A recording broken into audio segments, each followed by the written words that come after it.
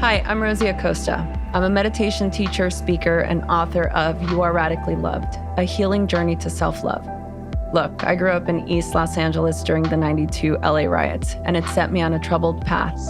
I didn't grow up with mentors in my life, so I turned to reading as many books as I possibly could to learn about the purpose of life. In my journey, I found that having these conversations gave me life, and I decided I wanted to create a place where I could share these conversations with my community. So come have a sit with me as we learn about, well, everything.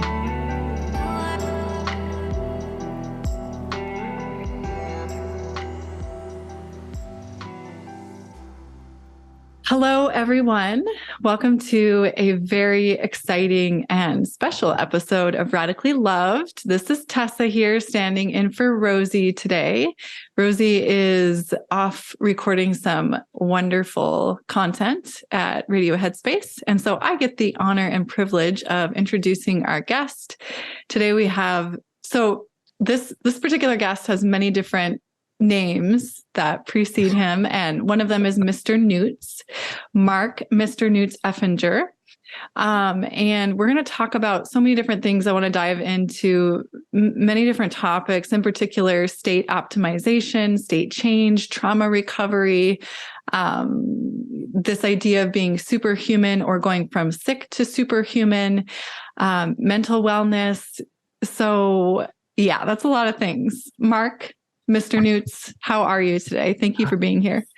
Oh, thank you so much, Tessa. I'm great. I'm rocking. In fact, here, check it out. Check it out. You ready? Yeah. Ready? What's he doing? So this is these are new sweatshirts that are No Bad Days. No Bad Days. Yeah, and that's kind of the promise of Nootropics are no bad days. Actually, I'm doing a Mr. Rogers bit here. So. Oh my gosh, I love this. If you're just listening to this and not seeing it online, we just had a wardrobe change, and now Mr. Newts is the epitome of Mr. Rogers. He's put on a suit jacket. But tell us again what the back of your sweatshirt said, because I don't think everyone may have heard that. Good point. Yeah. So it says no bad days. It's Nootopia's logo. No bad days. Maximum focus, concentration, and creativity. Yes. Which, when I started, I'm a business guy, meaning that I'm an entrepreneur from day one. And as a result of that, you start drawing things out in Gantt charts, timelines, minimum viable product, all of those things, as you're very well aware. Mm-hmm. Tessa, you and I both worked in venture capital, angel investment, the Silicon Forest up there in Vancouver. In fact, I attended Columbia River. Oh, really?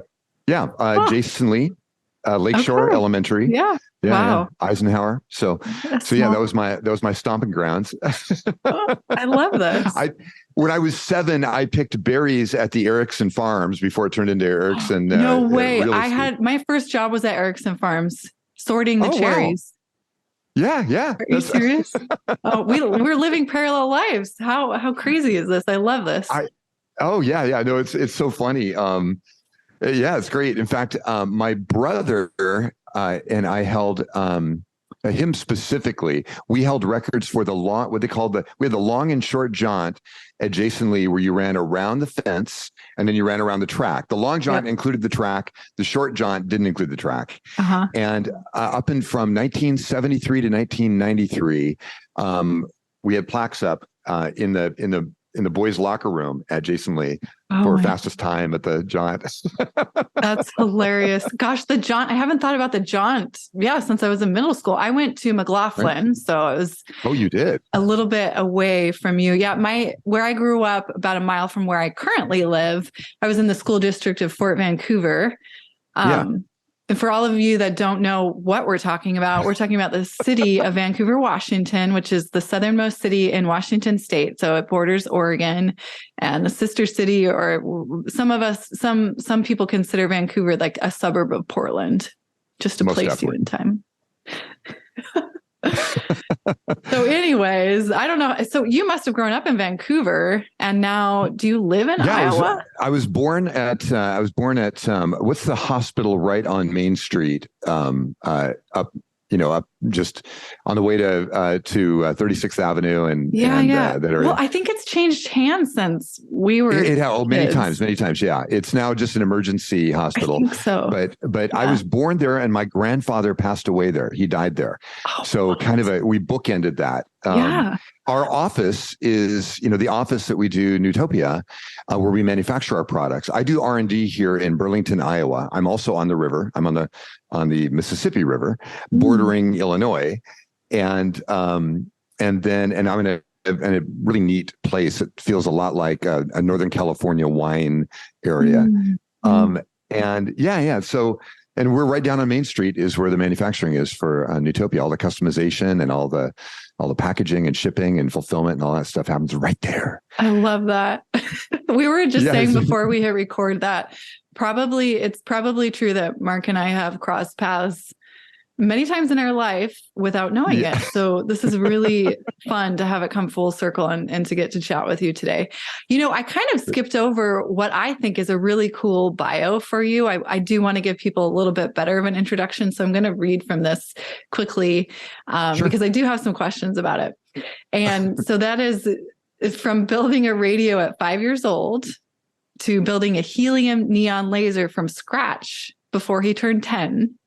Yep. Science, chemistry, and physics have always been a passion for you, Mark. So, now Nootopia is like a brain enhancing supplement. And my understanding, is this your book? Can you hold that up again? This was my first chemistry set when I was 6 years old. Wow. Gilbert chemistry. So, and I've got my second one around here too. It's a lot bigger, but I happen to have the guy that was that was my stepdad, who was at one time my dad's best friend. When I was 6 years old, he recommended to my parents to give me a chemistry set. I was begging for it, I'm sure. And then he guided me on my chemistry journey, starting then, and then extraction journey and vacuum technology. And then I had an MIT Xerox PARC, an individual that was graduates of both at the end of the cul-de-sac I lived on, which was it was actually where my house was next to an Erickson farm. There was their green bean farm. And so, and we were talking earlier about Erickson farms and how we had both grown up in Vancouver, and Erickson farms were the local place that you went and picked berries and got paid for that when you were a little kid. And it was great. But it was really lucky. I had these mentors, these technologically deep mentors all throughout my life, who became both guardrails and the torch that I could aspire to. And so, you say making a radio at 5, it was actually 5.5, but I hand wound the coils and just, I saw an article in Scientific American on how radios worked. And so I built that. And when I was 9.5, my big, we all saw Star Trek and we all saw the lasers and, the phasers that they had on the show. And so I wanted to build one of those. And so I just buried myself at the old library down there, not far from where you went to school. And I would ride my bike down from the time I was 7 years old. I would start riding my bike down every Saturday and just be there the whole time I learned pattern recognition from that. I learned the Dewey Decimal System. I learned how you could cheat the system by getting more copies than they would allow by going to different librarians. That's hilarious. Anyhow, great stuff. But the thing was, I had super encouraging parents, a perfectionist father who was formerly a Trappist monk, who was fantastic. He was a heating and air conditioning guy.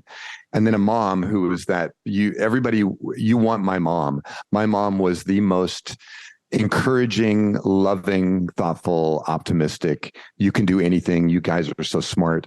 And I'm one of 6 children. She had 6 kids. So she's a superstar. And so that catalyst. And then I had a stepmother that at one time felt that I just didn't have a lot of potential, that I was not approaching my potential, I should say. And I felt really beat down by her. So I wanted to prove to her that I wasn't going to be that thing that I thought that she was projecting on me. And then I had a stepdad who said entrepreneurship is the key to living your dream. And so that catalyst was so powerful to grow up in. And I used to walk outside. I lived right across from Jason Lee Junior High School. and I would walk. My stepmom would get home. I would have a stack of Zeppelin albums on. This is when I'm in seventh grade, sixth grade. I would have a stack of Zeppelin albums on, and then maybe Pink Floyd might stink in there, and old Elton John and some Chicago. And I'd put my headphones on and have a bong hit, and then I would pass out right after school. My stepmom would come home from work, and I would hear her go into the master bedroom. I would sneak out. I would warm up as I went right to I think it's 9th Avenue, right there, or 20. Yeah, I think it's 9th Avenue. And then I would start running towards Columbia River High School, which is a mile away. Mm-hmm. And as I was running, each of the street lights, when I hit a street light, I would say to myself, "You're the smartest kid in school. You're the fastest kid that ever lived. You're going to be success," right? And I would do that and I would go faster and faster every street light, which is every 2 blocks. And then by the time I hit Columbia River, I was running pretty fast. Mm-hmm. And by the time I got back to Jason Lee, and actually I would go all the way to Hazeldale Avenue and back, I would, I love these markers. I'm sharing markers that everybody's going, what the hell is he talking about? But I get it. Yeah, it's good. That's all that matters. I can see you. Yes. I would be sprinting by the time I got there, almost puking my guts out. And then I would come home. And then as we're having dinner, I knew that there was going to be the other side of that, which was, you're not doing well, or you're a failure or whatever. And so I was building my own internal dialogue. I didn't know to do this. I just did it because I knew that the voice of authority figures was louder than my own internal voice at the time. So I needed to try to get a balance going, or at least, try to, for a moment, for the 15 minutes or 12 minutes or 10 minutes that it would take me to run 2 miles. I think I ran a 4:36 in 7th grade. So holy cow, you were fast. Well, my brother was a superstar, man. I think it was 4:28 is what he ran. Wow. He was a badass. That doesn't even feel humanly possible. But you know what I'm talking about? Where you have to, you've got to build a voice in your head that is not the voice that is either outside your head or that you beat yourself up about. The voice that says I'm not good enough, or Well, so I have a question about that, because I think I wonder often how it sounds to me like you're saying this was an innate thing that no one externally taught you how to do, this positive self-talk, this there was no Tony Robbins. There was no Tony Robbins event or anything like that. It was right. I did read a lot, and I read a lot of science fiction, obviously Arthur C. Clarke and similar Heinlein and other works. So I had a base of kind of intelligent discourse and dialogue in my head. And then I had smart people. I always hung out with older people. And so I had smart people to reference, but I kind of felt like if I didn't do that thing, if I didn't tell myself, you kind of have the pendulum swings where if a bad event happens to you, right, you swing the pendulum the other way, and they try to like the ultimate positive event, and then eventually that will kind of somehow balance out everything. You don't go just to normal. You don't go to the baseline. You go to this way above the baseline to balance. And as you're young, and as you're young, you're exploring those areas as well, right? You're going, how far can I push this? And is it going to, what's the effect of that? If I do this, what's the effect? And then how do I manage that effect?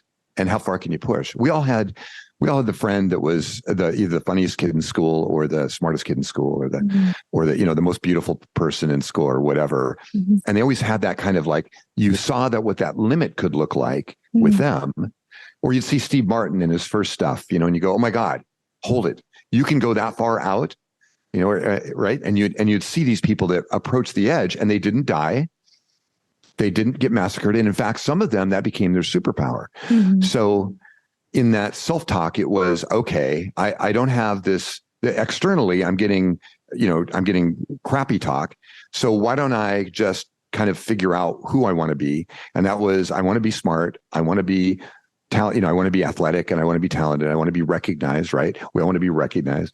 And then there's that overarching thing that says, I want to be successful, because if I'm successful, none of the other crap matters. because my success is going to, right. And which is also a great illusion, but it's also interesting to approach life through that lens. But yeah.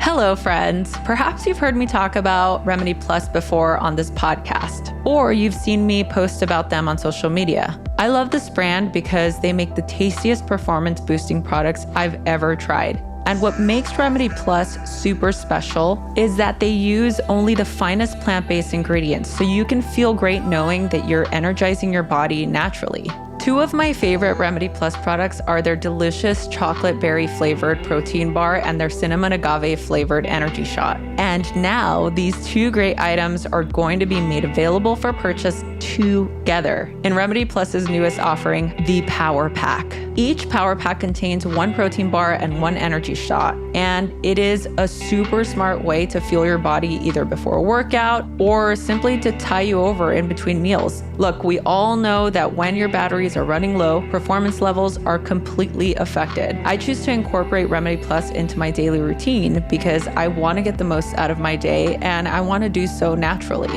Remedy Plus products taste great and they help me raise my game in everything I do. See what Remedy Plus can do for you. Visit www.myremedyproducts.com to learn more, and if you use code ROSIE20, you will save 20% off of all of their great performance supporting products. That's myremedyproducts.com. Use the code ROSIE20, or you can simply go to the info button of this podcast and click the link.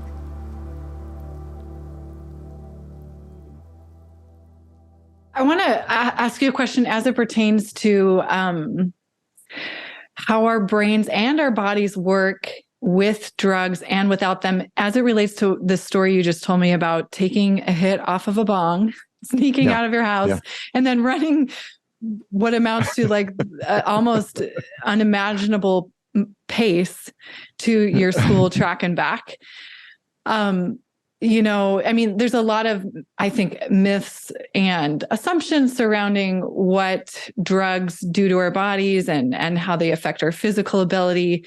But looking back on yourself when you were that age, do you feel like, and this isn't an endorsement, like I'm not saying go out and smoke pot and then go try to run your fastest mile. But you do live in Washington, so that's a clue. I do live in Washington. And I have very liberal, Rosie knows this, we talk about it all the time. I have very liberal hippie parents who may or may not have run in this similar circles with somebody like your dad, who was a monk, because my parents were at Brighton Bush and awesome. Doing transcendental meditation when they were in their 20s. So they were right along that path as well. Anyways, so the question is around, I'm not sure if there's a very crystallized question, but I think you get where I'm going. No, I get it. I certainly get the gist of it. Here's the deal. Like whether it's herbs or meds or drugs or pharmaceuticals or, however you define these are different categories of things that alter our minds and our bodies and our physiology and our neurology. So, let me give you a quick experience on this. I want to bring Nootopia into this because one of the things that I built almost immediately after starting the technologies here, this back in 2012, was I built a brain cleaner because of weed becoming legal. And here's why. One was that I found that people's response to neurological enhancers like nootropics was lower if they had residual THC in their system. So that was one. The other was when I started smoking weed when I was in fifth grade. I have older brothers and sisters. So I started smoking, I had access to it and it was early, right? And it was the 60s and, 70s. And so I'm in fifth grade and it took me 10 times of hanging out with my sister and her boyfriend and my other sisters and my big brother, taking hits off of, we didn't have bongs back then. We had water pipes or joints, right? Rolling a joint, taking a hit. And it took me 10 times of doing that, 10 separate events before I got my first high. So there's an inherent tolerance my body already had to it, to weed, to THC, right? But the other side of that, which I found more interesting, was in seventh grade, after I had started track, my big brother, Doug, who was my hero, he's Forrest Gump in the flesh, literally. Doug said he quit smoking weed. He lied to me because he hated seeing me high all the time. Mm-hmm. And I had a gangster hat with a bunch of joints rolled in the edge of the like, and I'm wearing this to school, I'm that kind of, I was that kid. Uh-huh. And he told me he quit, and he being my hero, I immediately quit smoking weed and got really serious about track. And I was this gangly, uncoordinated kid. So, track was like a gateway into, like, you can put one foot in front of the other, or you can, do hurdles, or you do the Fosbury flop, and so I'm learning all these different sports, different track and field events. And so there was 6 months of that run I just told you about that I would do every night, and doing we had PE in school, so we had to run we had to run around the fence and around the track every day at school. And then any events that we had, it took 6 months of running daily. I woke up one Saturday morning and I said, and again, I'm in 7th grade, right? So I'm 12 or 13. I said, oh, my head's clear. Meaning that the differential between my and keep in mind that I wasn't like chronically stoned. I wasn't the guy that was always had a joint lit. I would get high once or twice a day. I'd smoke part of a joint or whatever. And back then weed was so bad that I'm surprised I got high. But regardless, it took me 6 months of running every day, not smoking, to finally feel back to the point I felt before I had started smoking pot when I was in 5th grade. So what that told me was some cognitive elements were realigning, and some sludge was being removed from the synaptic gaps and from the rest of the brain. If that's true, at that age, at 12 or 13 years old, when your body and brain are in hyper growth mode, and being an athlete, like doing these athletic events, that's a clue as to what drugs can do to what the kind of side effects or the downside of those things. I'm not saying that it was. I'm glad I went through the experience. I wouldn't recommend it. I encouraged my kids away from it. I've got 3 kids, and I encourage them away from it, and I encourage anybody away from it, because if you can deal with life without it, you're a much more fulfilled and available person. But at the same time, it was a really valuable experience. So I'm going to segue into, so when I started building these solutions, these nootropic solutions, I felt that it would be, and weed was just getting legalized, I felt that it would be really valuable to have a tool to be able to detoxify the brain quickly, elegantly, non-invasively, not painfully.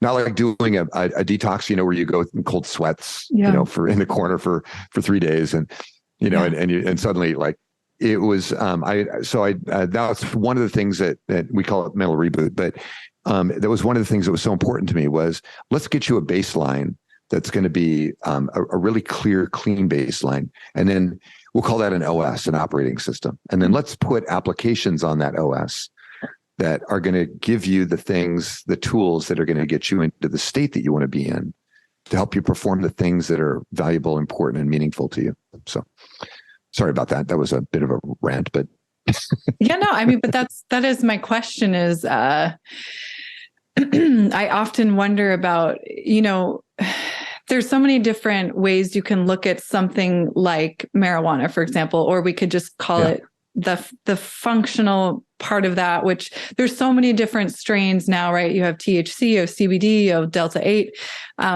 There's so many different psychotropic effects to this compound called marijuana. And you hear about like athletes using it for relaxation or in place of something like a hard drug, like absolutely. So I always wonder about that. And then I compare it with my own experience, having experimented with this as a college student. I waited until college to start experimenting with those kinds of things. And my own late personal bloomer, experience. Huh? What's that? Late bloomer? Yeah. Well, it's interesting to me to look back on that, knowing now what I know about my parents. They hit it pretty well, but they were, like I said, in the 60s experimenting with all these drugs, not just marijuana, but I had no idea when I was a kid. I had no idea. They just seemed like happy all the time. dancing and like, you know, and then I went to college and I started to talk to them about these experiences, and they're like, and then they would start to tell me stories. Anyways, where I'm going with this is I started to feel that brain fog myself. I also noticed that instead of making me feel like I wanted to relax and chill, I felt if I wasn't moving my body in some way, like going for a hike or doing something physical outside, I started to feel paranoid. So I quickly realized that that wasn't the thing for me to enhance my life in any way. And now I can't really, I don't enjoy it, you know? So I always find it so interesting how different people experience that. Well, and I think chronic users get, you get acclimated to it. And the other is, I've got some extremely high functioning stoner friends. Yeah. Right. And they do great on it. And you don't even notice because they're either always stoned or their state, when they come in and out of that, they just have enough of a tolerance built up that they don't seem to change. For me, I can't do it. I get stupid. My conversational skills go out the window. I love to observe people. Right. So it was good for that. But but for me personally, but with that said, I do think that exogenous solutions to helping us optimize states are awesome. I played state tennis on mushrooms. So I know that very intensive psychoactive event and my performance on the tennis court, it was really helpful to me. It got me out of my executive mind that was always critical of my stroke style or my, those kinds of things, and got me back. But I only had to go there once to be able to take that lesson with me forever. Kind of like you hear about people having ayahuasca experiences and going, wow, it was transformational. And I lost sense of, my ego went away and I suddenly saw myself for who I really was, or I came back to who I really was. And I think that those are super valuable experiences. And again, I'm not critical on any of it. I actually worked with the folks to help make, therapy using mushrooms in Oregon. I helped to help push that along a bit. So I think it's a really valuable, critical thing. And I think we're going to discover more and more of these molecules that can make a profound difference in our being. I have two tragic stories about drugs. Or outcomes, I should say. One is my wife died of an oxycodone overdose, intentional, it looks like. Oxycodone, methadone, and alcohol all at the same time. And that was all given to her. That started during a natural birth at home in Vancouver, right downtown. And so, but the midwife gave her 4 oxycodone. She tore a little bit after the baby crowned. And so they gave her 4 oxycodone and she fell in love with them. And, a decade later, committed suicide on them. And then a year ago last month, in fact, my eldest daughter committed suicide after getting schizophrenic.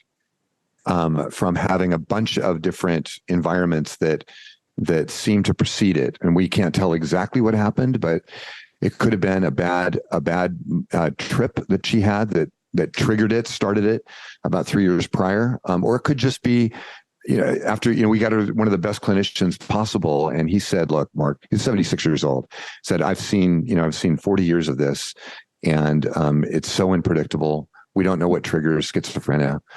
We don't know, we tried transcranial magnetic stimulation to get her out of it. We did, we did a bunch of different therapies and nothing seemed to work. And eventually she decided that she couldn't deal with the voices in her head. And so I know how severe these things can be. And also the reverberating traumas that they produce in the surrounding people. And if you've ever, if any of your listeners have ever considered exiting this planet as a way out of their own pain, I caution you or encourage you to find somebody that you love or that loves you, and just look through the lens of their eyes at not being there with them anymore. And no matter how bad you think things are, there are people that are waiting for one little spark in you that will, affect them in a positive way or change their lives. So don't exit if you can. Yeah. Thank you for saying that and for sharing. I'm so sorry for your loss. I can't even imagine what that must be like to now have to continue on without your loved ones. I mean, losing a child, I mean, and that's just a year ago. And now you're, I imagine, in trauma recovery from that. How are you taking care of yourself and what does that look like for you? Know, it's interesting. Thank you for asking, by the way, and thank you for your heart on that. One is I have probably the most encouraging, supportive team of people around me that anyone could ask for. Matt Gallant and Wade Lightheart and Andy Wilkinson, who are the core team of Bioptimizers, are they're not just smart and they don't just know what they're doing when it comes to the things that they do, the products they make, and the company they built. They're superhumans. Like, they are superhuman. They are huge hearts. They are, let's rally around and get all the pieces necessary to make sure this person doesn't fall, and which they did. And in the middle, when my daughter passed away, we were right in the middle of this, building this company, this Nootopia thing. And they said, take as much time as you need, do whatever you need. Let's make sure that you're healthy. Because we should be a platform for health, wellness, and positive change. We're not just a, supplement company. Mm-hmm. We are. And I think all of our, like, one of the things we do, Tessa, every Monday, we have an hour meeting with everybody in the company on Zoom. So we got 100 plus people on Zoom. And one of the things we do is we declare our mission, a very simple, not like your corporate mission statement. Our goal is to make biological optimization available to everyone on Earth. So I know that sounds flowery and stuff, but we really, everybody, I guarantee you, meet anybody in our company in the hallway or at lunch, they've got this little layer going, yes, biological optimization is important. And we, as a team, we all close our eyes, and for 1 minute, we meditate on that as though we're at Maharishi University, which I'm only 40 minutes away from. And we do this kind of mass meditation on this as a way to move the needle. And Matt will tell you that it's, of all of the things we do, and we have lots of strategic technologies and platforms and processes, is we believe that is probably the most important thing we do every week. So, I love that, because everything falls out of that, right? I mean, if we're doing that right, if we really are, by the way, I just love your cat there. I love it. You don't know how much I love it. It's so great. Yeah, I love it too. It's very comforting. Speaking of a state of meditation. Yeah. I have had the opportunity to witness Wade Lightheart in action, and anyone who's followed along with Radically Loved over the years has as well. He's been a guest multiple times. So I get what you're saying about the heart of that company, and it really comes through when you listen to Wade talk. So we'll make sure that some of those older episodes get linked in the show notes so you can listen to that. That'd And awesome. Bioptimizers is like the parent company over Nootopia is like an arm of Bioptimizers. Am I correct in that? Correct. Yep. Yeah, I had been doing when my wife passed away, I had just participated in the sale of a company. We had taken a startup called prweb.com, and we sold it, and that was up in Bellingham area, up in Ferndale, Washington. And I tweeted as I'm watching the emergency personnel put a needle in my wife's breastbone to try to restart her heart. I was tweeting this. This is on my notepad, was Twitter at the time, and my partner in crime, David McGinnis, who is the founder of PR Web, he, immediately texted me back and said, "Whatever you need, man, let's get you." And so, he picked me up, me and my kids up in his private jet, took us up to Ferndale and then to Blaine, Washington, which is right on the border. and said, here, why don't you set up shop here and you figure out what you were going to do for the next whatever. And so we worked on a number of companies together, and I personally buried myself deeply in nootropics and how to do state change in a way that might help people with addictive issues or addiction issues resolve those issues, or maybe beat those issues, and then how to recover the brain after hardcore issues that might have, because my wife was no longer feeling like she wasn't experiencing anything positive from the oxycodone. Mm-hmm. She was addicted to it. She's a beautiful woman. So she just went into small doctors in the local Vancouver area and would say, oh, I really hurt. I need this. And so they would give her, and then she would go to the next doctor and next doctor. And so state change, what came out of that was, one is it doesn't matter how cognitively high performing you are. If you feel like shit, it doesn't matter how smart you are. If you don't feel good, the outcome is still you're the smartest guy in the room, and you feel bad and you just want to hide away. Yeah. But regardless of your cognitive performance, if you can feel good, but you can also elevate your decision making, because you can improve that cognitive component, right? So you've got positive decision making or clarity of decision making, and then you back that up with the mood, like being able to optimize your mood, optimize your state. Mm-hmm. And then you can combine that with executable energy, ATP, so you can execute on these better ideas that you've got, these better thoughts that you're having, and you can execute. You can create visible success in your life, however you define that. And is not having the next hit. Yeah. Go ahead. Is that the state of being superhuman that the goal is to get to? Yeah. So let me give you the scale of superhuman. Yes, it is one of the components of it. I went to, in Astoria, Oregon, there's a rehab clinic that was there, and I would go there every 4 to 6 weeks. And I would just spend the weekend working with people that were coming in there, that were coming out the street, that were just really, really bad. Mm-hmm. And then I would build custom stacks of nootropics for them and help get them off the thing. They were going to be given a cocktail of 16 to 27 different meds over the period of 6 to 12 weeks that they would be in that rehab clinic. Mm-hmm. And then they would be committed to, or addicted to, depending on how you phrase it, to 2 to 4 of those on the way out. And so my thought was, that sounds like a chemical cocktail of death. Mm-hmm. What if I could do something maybe a little bit more? One is, like, what if I could shorten that from 6 to 12 weeks to maybe 6 to 72 hours? And what if I could get people so that they felt good enough, they felt optimistic enough, that the pull of the drugs was less than the pull of having, feeling great, right? Mm-hmm. And so that was kind of my philosophy on that. So the sick to superhuman scale came from analyzing these people over and over and over. And eventually I have over 1,000 beta testers.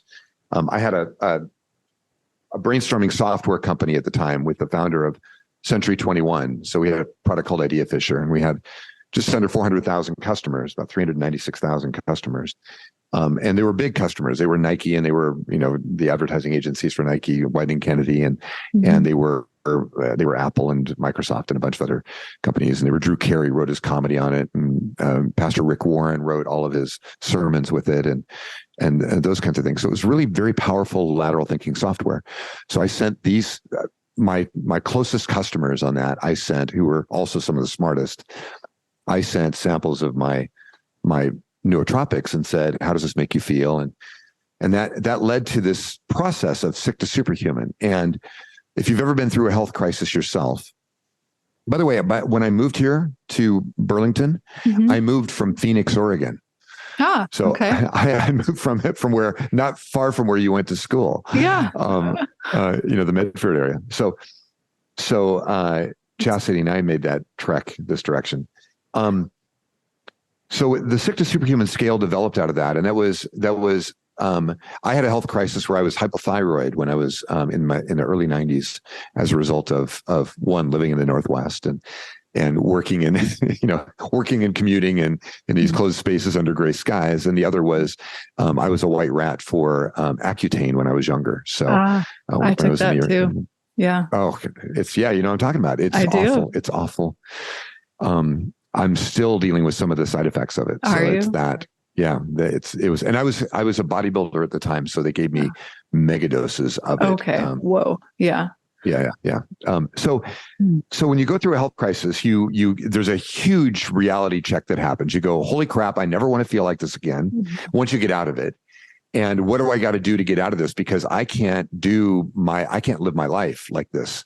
It's debilitating. It depends on what the health crisis is. I had a talk with Ben Greenfield recently, and he says, Mark, he goes, I've never had a health crisis. I'm going, okay, Ben, that's where you don't relate, but otherwise you did great. Well, I wonder do you have to hit rock bottom to be able to come to that realization that I never want to be able to make that lasting change? No, I think some people do. I saw my stepdad become an alcoholic. He always had a glass of whiskey with him, from the time he got home from work and probably before. And I saw a number of those cases. I've had a number of friends and even family members who have been addicts before. And so I've seen that. I think that when it comes to the health crisis thing, I think it automatically becomes a reboot to your system. You go, okay, I got to get out of this, and I got to figure out how to never get here again. Sometimes that can be whatever the doctor tells me, I'm going to just take those meds, and that's going to be my solution. And so you kind of give your authority of your own body and mind up to a third party. I'm not condemning our medical professionals. I love them. I come from that space. My stepdad was a PhD in a medical professional. But there is a powerful thing that happens when you take command of your health and wellness. An epiphany happens, which is, holy crap, I can fully control the way I feel, how my body responds, how my mind works, the level of clarity or bliss I want to have in my life. You can actually make a predictable models, and you can create that on demand. And that becomes a radically empowering thing. I mean, that's kind of, what we did, what Matt did when Matt and I met, Matt Gallant, the CEO of Bioptimizers, is I had like 32 different products at the time. And he took those solutions and he bought thousands of dollars worth every month. And he built a massive Google spreadsheet. And he started taking all of them and going, okay, this one makes me feel like this. And I've did this modification to it. It made me feel like this. I did this because everything we do is customized, right? And he did that. And then at the end of it, he said, all right, there are 9 products that I absolutely am in love with that work really well together. Let me give you, let's put together a program that'll make it easier for people to dip their toe in the water of cognitive performance and in state change. And then they can walk. I'm going to give them a path through that. We have to? So question about that as it relates to, yes, I believe being your ability to affect your health outcome mostly lies in your hands. And I agree, especially in this country, we often give that authority to a third party, like a doctor who's studied that. I wonder about the person who is very super conscious of what they eat nutritionally, how they sleep and exercise, all of those things, like they're doing all these things right, quote unquote, right, yet still are feeling like lackluster, still struggling with feeling like they get adequate rest. Then do we always need the supplements, or can this be something that, what are you holding up there? Is that Nootopia? That's our new sleep breakthrough. Sleep breakthrough. Because I think sleep is a superpower. Sleep is the world's most powerful stimulant. Yeah. From my perspective, if we fix sleep, personally fix sleep, if we do that, we're way more than 50% of the way to optimum health. If we just get the sleep thing happening, because so much repair, restoration, happens, a reorganizing of our brain, right? That, things get cataloged and categorized and organized. Yeah. And then we also build up hormones and other critical elements that allow us to actually operate at a high level. So so sleep is a big deal. Yeah. Well, what if you're not sleeping and you feel like you're doing everything right? Well, you still have to, you got to fix that. You have to fix sleep. And I know that, believe me, I've had periods where, you talked about weed paranoia, or that, right, that anxiety that can come. I tried that. I tried using weed to get to sleep, and it worked for a while. Yeah. And then it got me into this anxiety state where I'd wake up at somewhere between 2:30 and 4 with almost cold sweats, like my heart palpitating, and I'm going, and racing thoughts, the exact opposite of what I thought weed would do. You get those. So I changed that routine, eliminated that routine. But there are, it is a baby step thing, and it is a feedback loop. It's super important to one is, like, I document what I take, and I get blood, saliva, right, urine, hair analysis tests. Try to do that on at least a quarterly basis, just for myself, because of one is because of what I do for a living. Yeah. And the other is because I want to figure out if am I really moving the needle here, or am I having a placebo experience that's just really good? Yeah. And so it's super important to do that. And there are going to be times in your life when you're completely out of whack, even if you're eating the right foods, you're hydrating well, you're meditating, you're doing all these things. There are outside forces, some very obvious and some not so obvious. It can be as simple. It can be a toxic relationship. It can be, sure. I remember, I sold my first company, and I would drive to work. And after about 18 months, as I'm driving to work, my stomach would start to churn, and I would get in, and the only excitement I had was driving on a back road in Philida as fast as I could to work, and just the white knuckle experience of driving way over the speed limit in my racing RX-7 to try to get into work, and then going into this kind of monotone phase. So what's important is knowing, one is that there are tips, tricks, things that you can do. Some of them very obvious. Some of them you read it in a book, you listen to a podcast, or you try something. It can be an emergent thing. Like when I was building this, it's called Zamner Juice. That was because a lady came to me and said, "Hey, I'm about to get road rage." She owned medical clinics in Portland and Vancouver, and COVID hit, and she's going nuts. And she's caught in traffic. Traffic is still a problem. She's caught in traffic, and she's going, "I'm getting road rage. Please get me out of it." And so it was like, she didn't know that you could combine a bunch of GABA precursors along with some biologically available, or neurologically available GABA, and you could actually optimize the brain into a relaxation state without losing clarity, without losing energy and drive. So, that's where that kind of came from. But it was a byproduct of going, okay, she was doing everything right, but she needed an exogenous solution that helped her to get into a state that then she could memorize that state, or kind of go, "Oh, that's what that state is. Oh, that's a state of optimized relaxation." And my GABA, right, the GABA neurotransmitters and GABAergic activity is going to get me into this kind of relaxed but high performance state.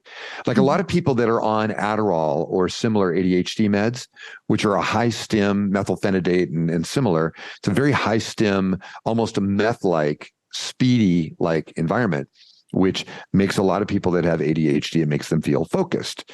You can also get that state without that thing by getting into a high GABA state, where the distractions that normally occupy your mind fall away, because you're no longer agitated, and you're no longer just tracking on every, bright object that shows up in your field of view.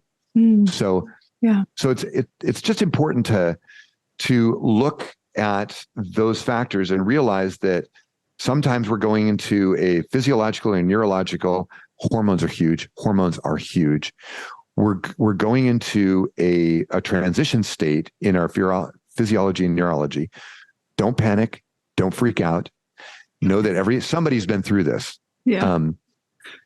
One of my big solutions, Tessa, is I find a song that is the lyric is related to the thing I'm going through.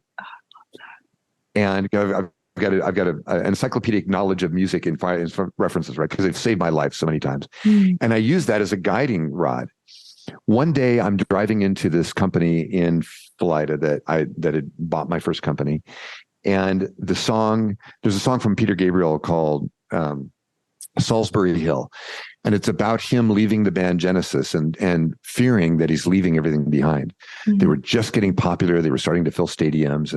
And then he's going, I'm out. I'm not doing the art that I was meant to do anymore in this band. I've got to go do something else.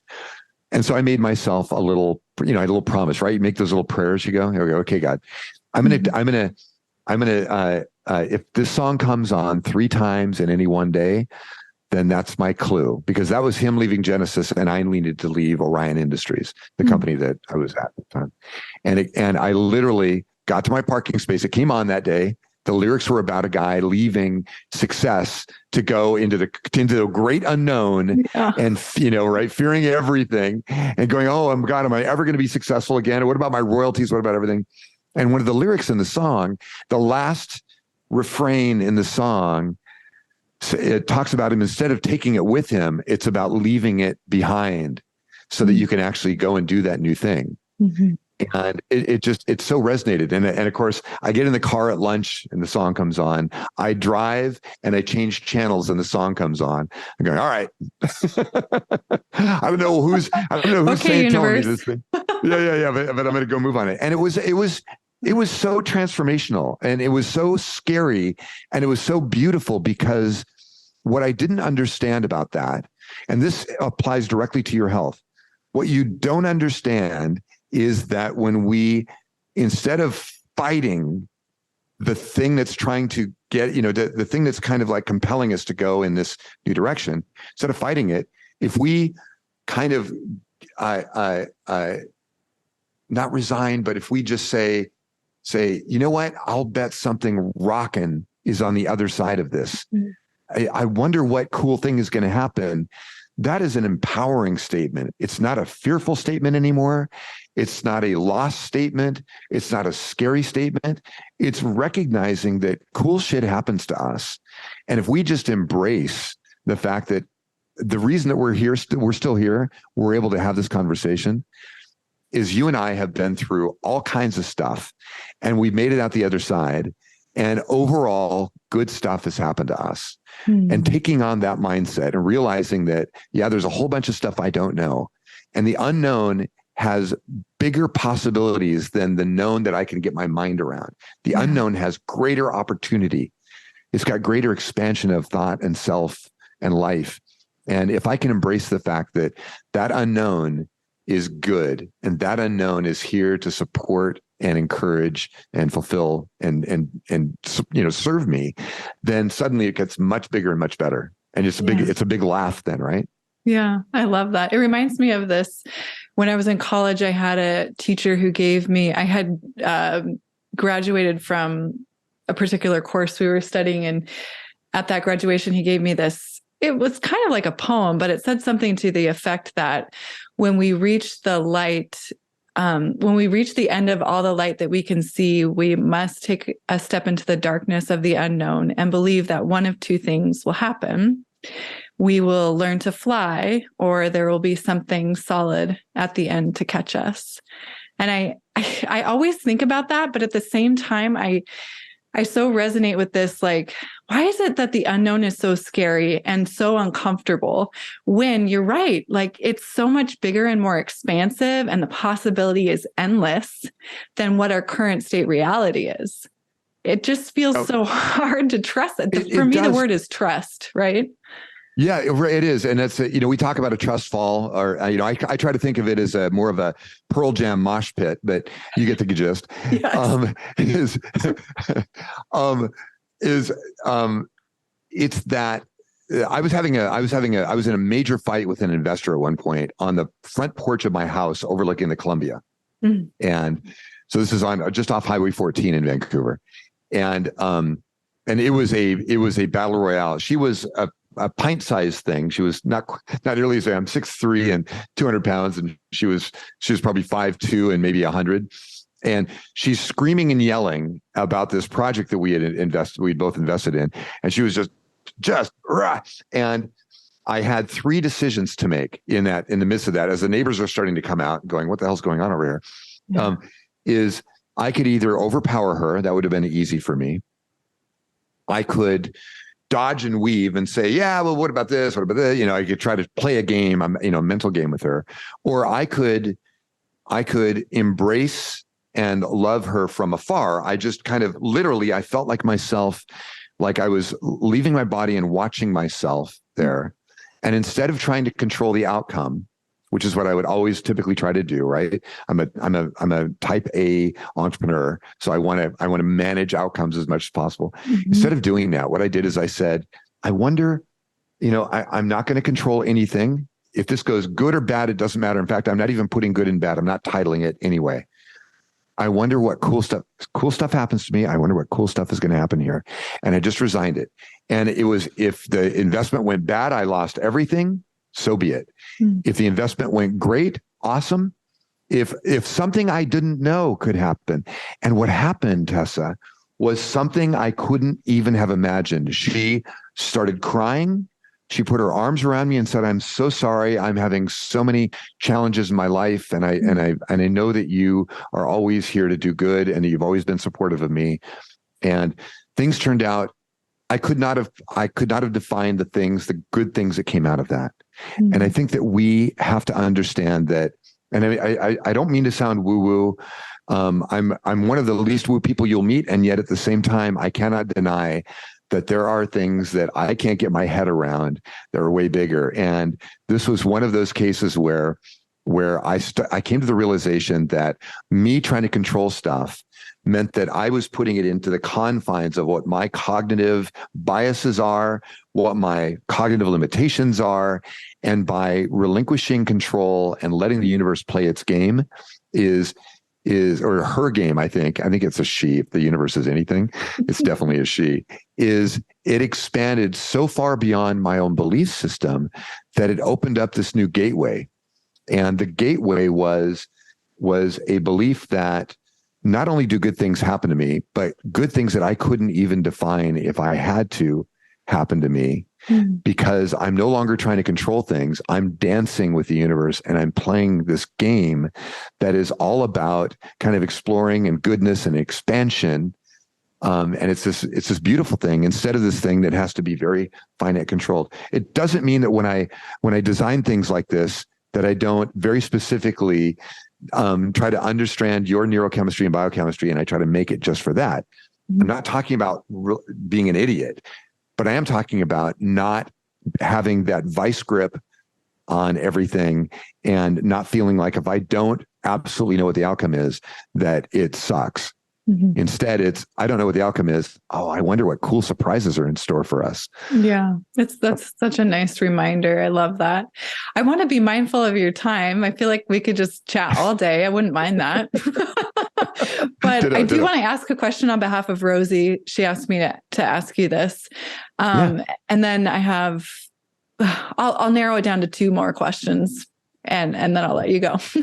So from Rosie, she's curious about what your thoughts are on the future of mental wellness. Oh, wow. I love that. And it's a big thing to me because ultimately, isn't that what we're doing? Yes. Right. You talk about what happens when you have a physical crisis. Well, usually there's a mental crisis that either preceded it or follows it. Yeah.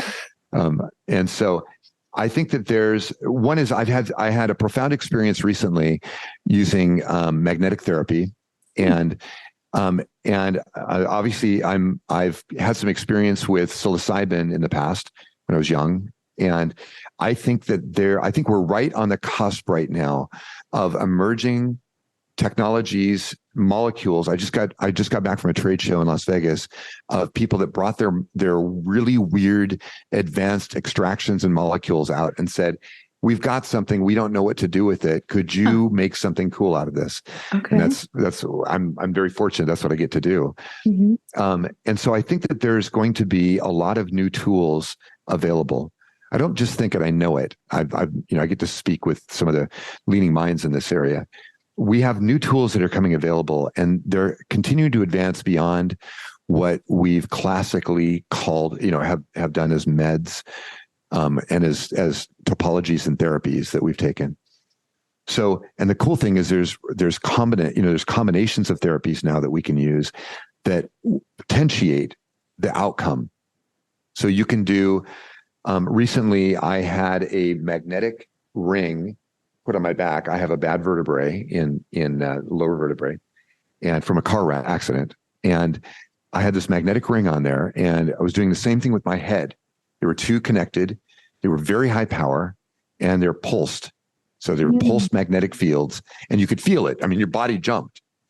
And not only did it help cognitively, but it started rebuilding the vertebrae in my back, which also relieved my thinking process, the little bit of overhead that maintains that thing, like I can't do this, or I need to watch that, or I can't lift this, or I got it right.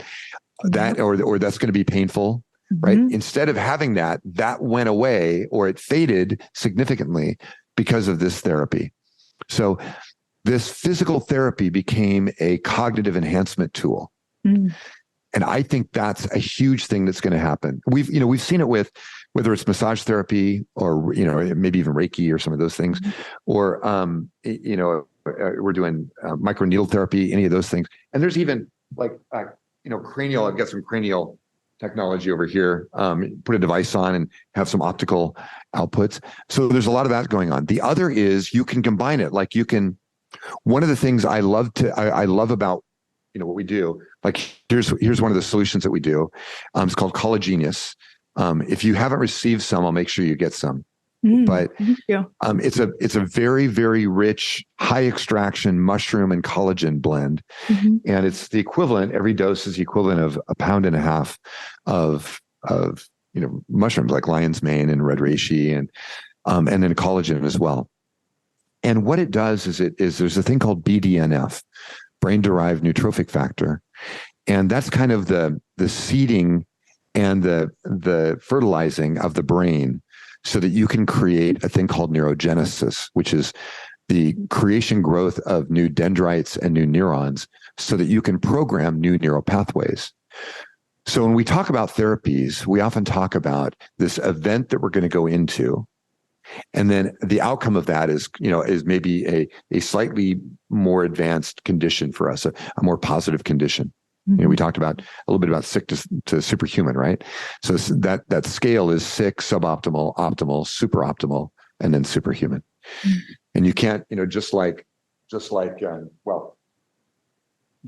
guy, Andy Hughes, we can't live in superhuman, but we can go there on occasion. We can optimize all the factors in our lives, and we can go there on occasion. But when we start building new neural pathways because we have neurogenesis happening, we are able to create this pathway that we can attach ourselves to, or we can call up on demand. And so we can go to that place much easier. And over time, that becomes an almost instantaneous event. Do I want to feel happy? Cool. I know where to go. I know my brain knows where to take me there. I can close my eyes and go into state, or I can open my eyes as I'm driving on the freeway and get into state.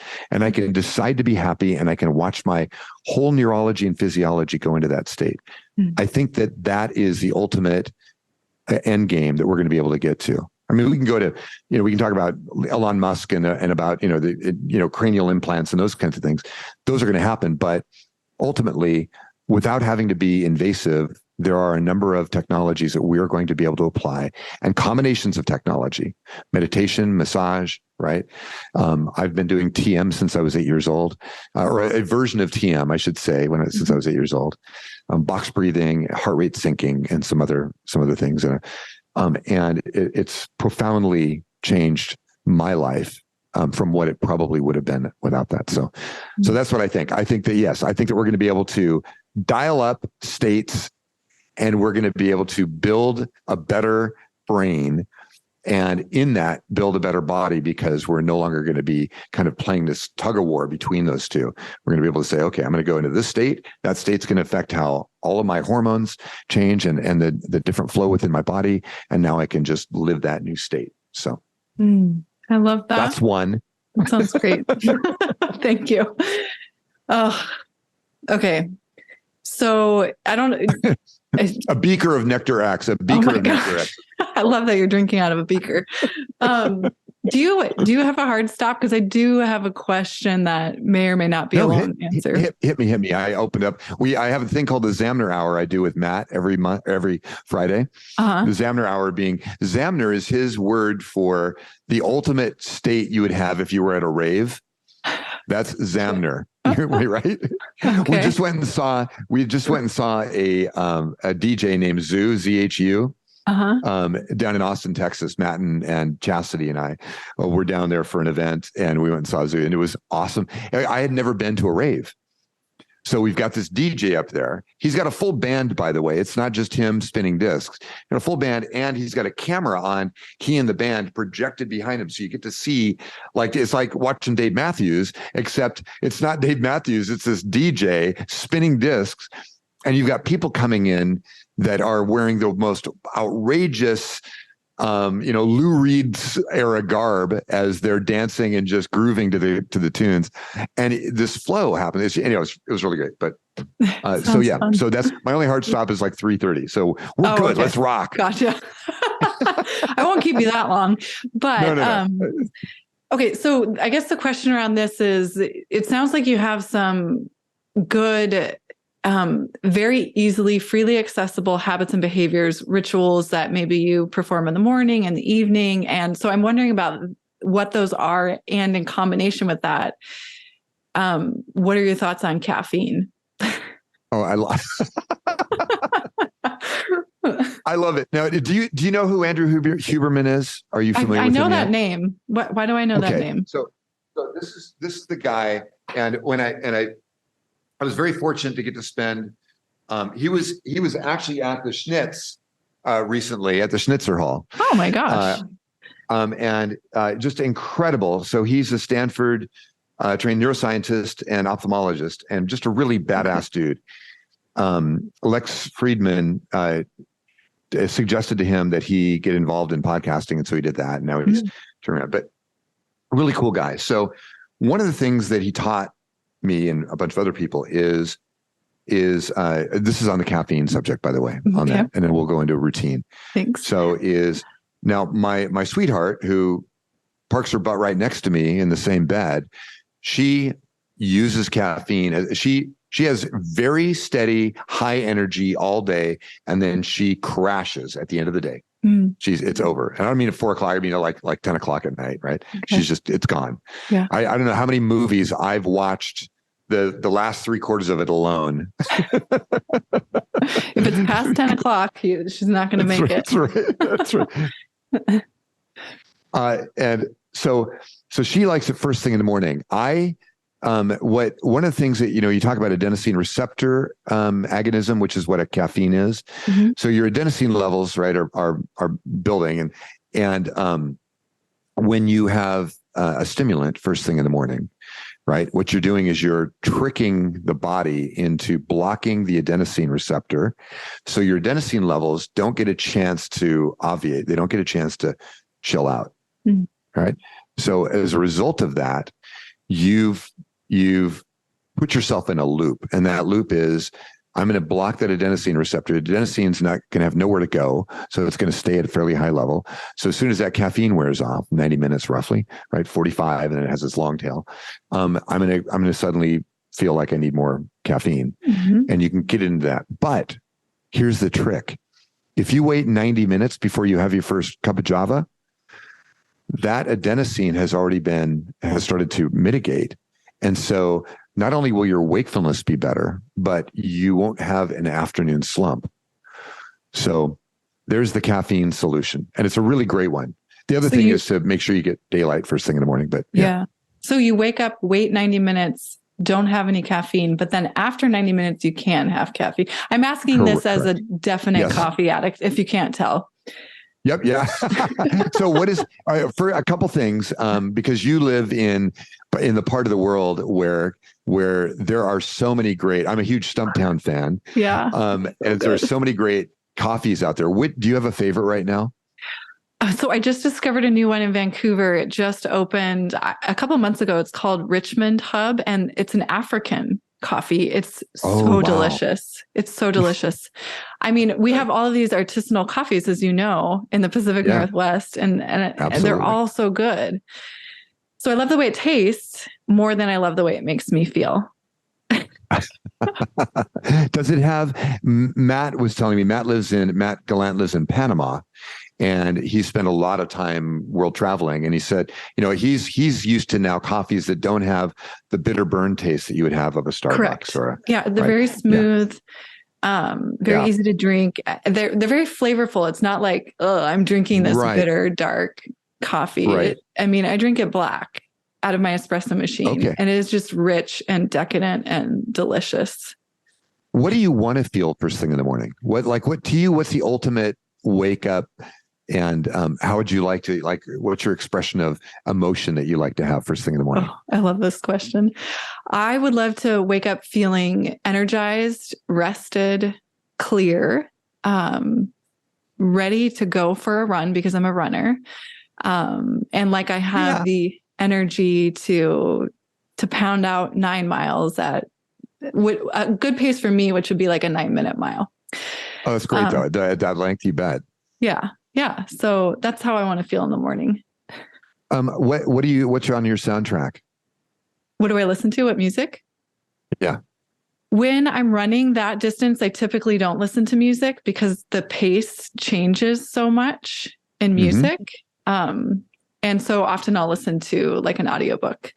But I do love music, and because I'm such an early bird, if I'm waking up in the morning, I try to stay quiet. Everyone else is still sleeping. But if I lived by myself, I'd probably listen to something like Odessa, which sounds to me like what that rave that you went to a little bit. Yeah. It's like that electronic kind of, not house music. I don't even know how to describe it.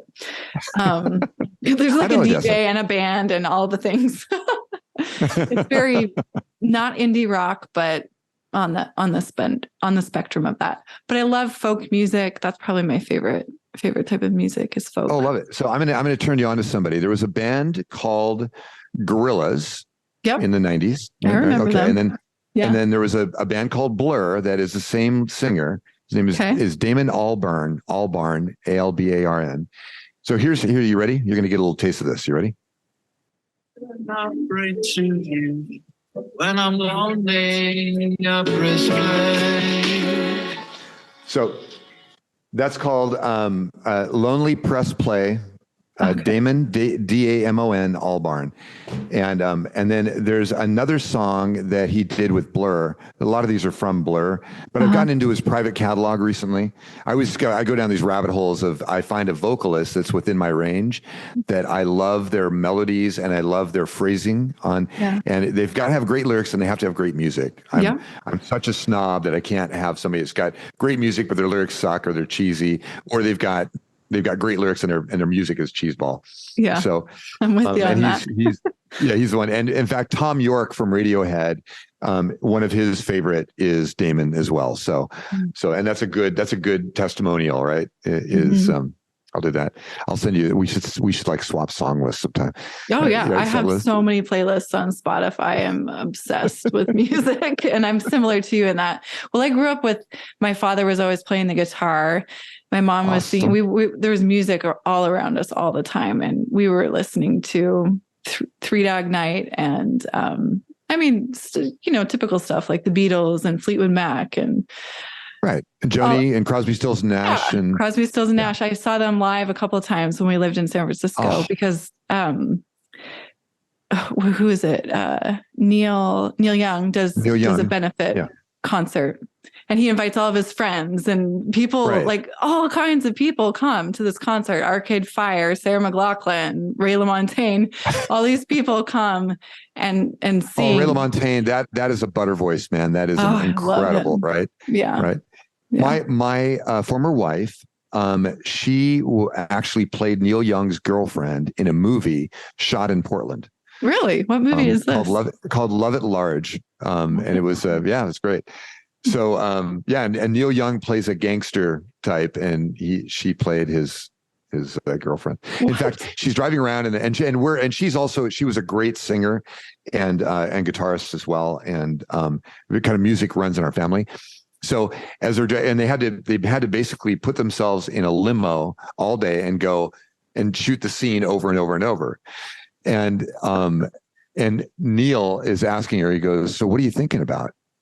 And she goes, "I'm thinking about being with one of my greatest heroes, in a limo." Yeah. It's kind of wild, crazy stuff. So, yeah. Well, okay. So that's the caffeine question. And then the other part of that question was around your daily habits, your rituals, your morning and your evening bookends. Yeah. Are you ready? Ready. I love it. So when I wake up in the morning, I have a very short but effective gratitude kind of practice. I don't want to call it a practice because it sounds like it's something you have to work at. Is I have such an amazing life. I'm such a fortunate guy. I should be roadkill, and I'm not. I was, at one point I was over the intercom in my high school, which at the time was in Salem, Oregon. They announced me as one of the top 3 people least likely to succeed. I was failing my sophomore year in high school. They announced this on the intercom. Jeez. Yeah. The dean of boys was also the tennis coach, and he was trying to shame me into getting my shit together. So the shame method. Okay. Yeah. So I wake up and the first thing I do, I've got my dog August, Augie, who's a golden doodle. He's a full-size golden doodle. We thought he was going to be a tiny one. He ended up being folded. So he's waiting impatiently for me to get up. So he's kind of like either at the end of the bed or on like a little dog blanket over on the floor.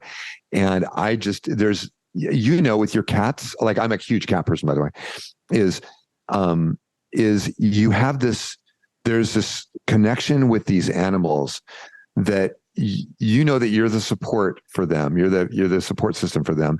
And yet they have no idea how much they give you. And so I get that love and I get that thankfulness, and I look around me and I go, my God, I can't believe this life I get to live.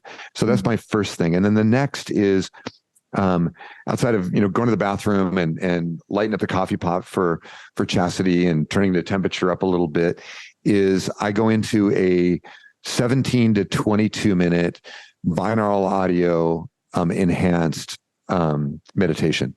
So I do a 17 to 22 minute meditation, and part of that is kind of organizing my thoughts for the day. I try not to get into bullet lists or anything like that. I try to go, what would be the most powerful day today, and then let the things flow in that would be valuable without trying to over-occupy my mind, but without working at trying to have zero thought. Like I'm not trying to work at that. I'm just trying to let the thing flow and feel what's going on.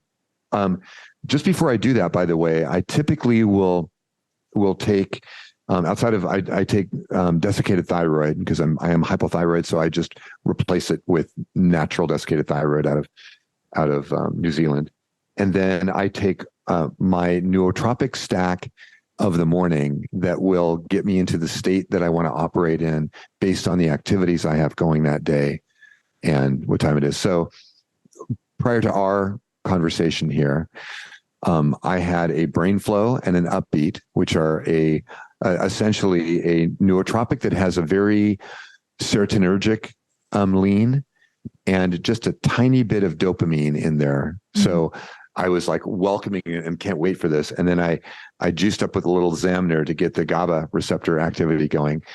And then I like to do, I'll feed Augie and I will do a set or 3 of weights. So I've got a bench and I've got some variable weights. They go to 55 pounds each. And so I get these dumbbells and I'll do some weight training. And then that gets me into the kind of like now my physiology is happening. I stare at the sun. I don't stare at the sun. I I face I face east, and I let the sunlight grab my eyes, and I let that kind of soak in. And again, I kind of try to keep the appreciation going, and then I try not to. The biggest thing as an entrepreneur that is a challenge is not burying myself immediately in the activities that would overwhelm my day and own me. Yeah. And that's why the meditation is so important. And then again, I adjust my neurology so that I will be in the state that I need to operate in to be able to have the best kind of leading thing that morning, while also doing a little bit of physical activity, which both enhances hormone levels and neurology. And hopefully, I mean, if it's a great morning, we're making love. If it's a good morning, we're hanging out with our dog and I, teaching him tricks. And then it's really, we have mostly organic food that we grow or raise locally. And she's a champion at building in our kitchen, enough sprouts and other greens that we can actually just kind of fortify everything we do. And I have two organic celery sticks, a string of white cheese, 2 huge forkfuls of sauerkraut, of organic sauerkraut. And then I built a fiber drink called Slenderlicious that is a pro-hormone enhanced, metabolic enhancing fiber drink, so that, because I'm 61 years old, and I guess I thought we were similar in age. That's an interesting breakfast: 2 celery stalks, string cheese, and sauerkraut. Yeah. And by that time, it's about right after I'm done with that, and Augie and I have had our little ritual, right? And Chastity, I've done whatever we're doing, is then I can have my coffee. So what I love and hate is, I love the fact, so I make it for her in the morning, and so I get to smell it for that 90 minutes to 2 hours before. So it taunts me. It harasses me first thing in the morning, because I just love it. And then I'll have this thing called collagenous, which is very naturally chocolatey flavored. Mushrooms, when you extract them at certain levels, become chocolate and cocoa. The notes come out of them. So I'll have that in my coffee, which becomes an OS baseline for my neurogenesis efforts. So thank you for sharing that routine. I love it. So cool. Yeah, I think you're inspiring me to attempt this. And this for me is, I think, a huge challenge that I'd like to try. So I'm saying it out loud so we can keep me accountable. I love it. Is waiting that 90 minutes to consume caffeine. Here's what I'll do. I'm going to send you some of this. Okay. Thank you. So that's your mushroom drink, and try that there's 0 caffeine in it. Try that as a kind of to kind of fill that spot for a second, and then just wait that time. The cool thing is, because of the way that the BDNF, brain-derived neurotrophic factor, works on the brain and this kind of neurogenesis thing, it's going to raise your clarity state. So you're going to get that clarity. And I guarantee if you do that, one of the other things that you'll benefit is, because you're now optimizing your adenosine receptors and your adenosine levels in your body by waiting that 90 minutes, is your clarity is going to come on almost instantly upon waking, instead of waiting for that first cup of Java to hit. And so it's great. And I know, believe me, I come from the same place you do. It's the Pacific Northwest. Yes. You know how hard it is. Yeah. Oh, yeah. Thank you. Okay. So the last question that Rosie usually asks guests, and I'm going to ask you, is based on the ethos of this podcast, Radically Loved, which was created out of this idea that we are all radically loved by some higher power of our choosing, right? Whether we consider that God or universe or source or, the nothing or the he or the she or whatever it is that we believe we are radically loved by, some higher power. So the question is, well, sometimes Rosie will ask this in two parts. So I will ask you in two parts and you can choose to answer one or the other, or if you like, both. And so the first question is, what do you radically love? And how do you feel radically loved? Oh, I love that. Recently, I was at a retreat with my business partner, Matt, and a couple other really, really smart people. And one of the things that we do on this retreat is we declare something we would like to manifest. Mm-hmm. And one of the things that I was struggling with was I wanted to love my partner, Chastity. I wanted to love her more. I wanted to love her so much that she felt it at every moment in her day. She could just reflect on it and she would know. She would feel that vibe happening from 1,000 miles away or 2,000 miles away or whatever it was. And so that was my manifestation. And so we all, we gathered on that and we spent a few minutes in meditation on that. So I know when I am expressing love at that level, that the kind of return trip, right? Compensation is much higher. I'm a geek by nature. I'm probably borderline Asperger's right? So my ability to technically handle things is high. My ability to emotionally deal with them goes through cycles.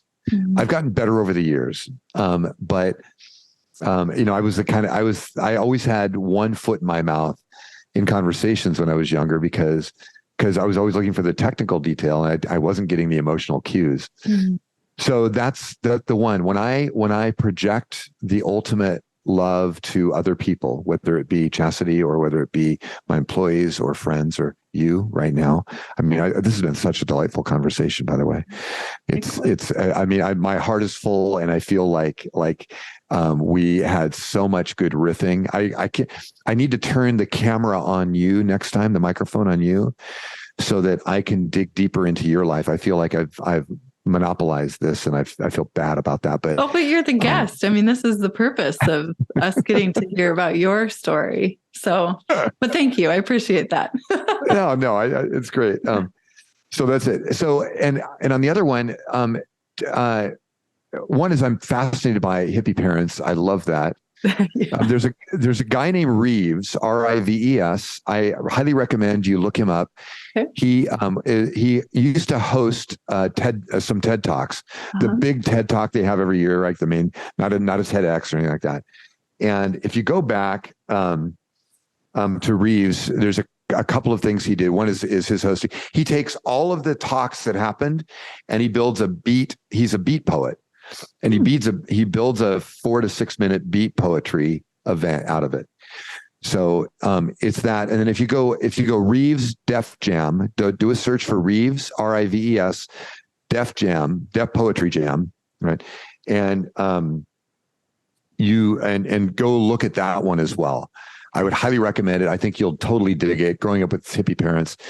So when we look at our parents and the kind of ways that they navigated life with us, as we were kind of like being conformed to the things that they wanted, and it sounds like you had just the most badass, cool parents as well.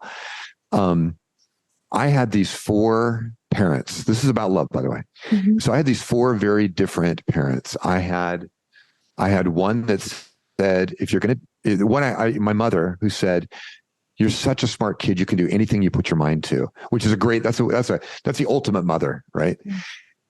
Then I had my dad who said, "If you're going to do something, do it perfect.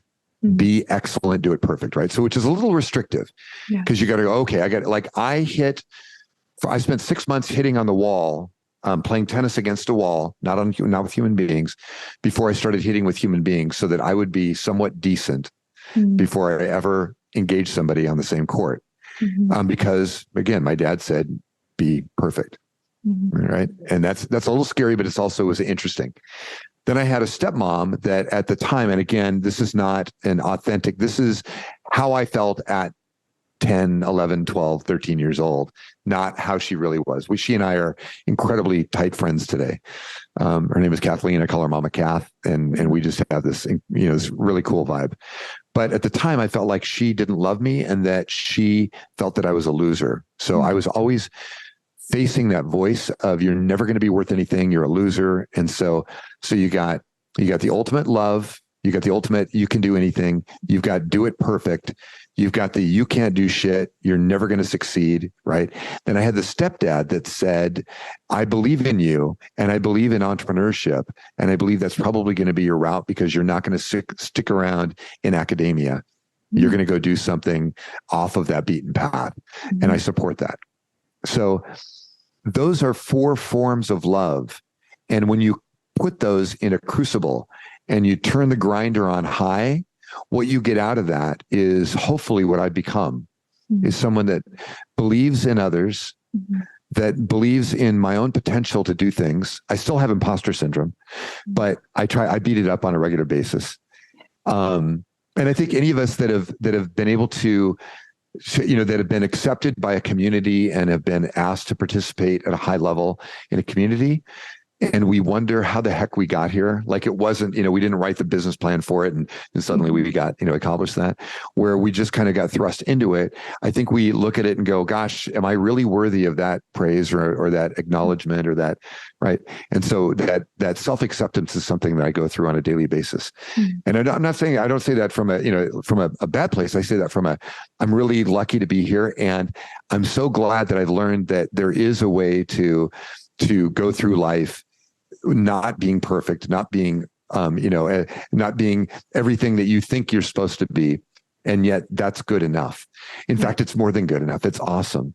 And when I started getting to that place is when I realized that there's a whole bunch, probably more than 100 people out there who at one point said, you're awesome. They gave me some kind of encouragement. They gave me some kind of love. And I've been able to take that in and I've got it right over here. And when I need it, I open that little box with their voice in there and I go, thank you for helping me realize my own potential by giving me some love that you had no idea 30 years ago when you said that offhand thing in the line at the grocery store that I was going to be able to box that up, keep it with me, and open it and use it on demand.